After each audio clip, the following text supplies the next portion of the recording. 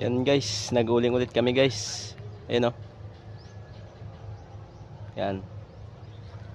Ito pala yung ng bagyong Kupong, kaya inuling namin yung mga nabaling kahoy dito sa amin. Ayun o.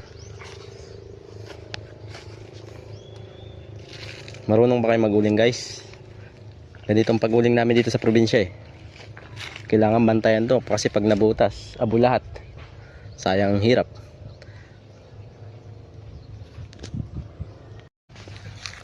Dito lang to sa may eskwelahan guys oh. Ayun oh. Ito yung pag-uuling namin dito. Medyo mahirap din pag-uling guys kasi maghahakot pa, magpuputol-putol. Kaya usok. Mga bukas yan guys, suka din na namin yan bukas pag walang ulan bukas.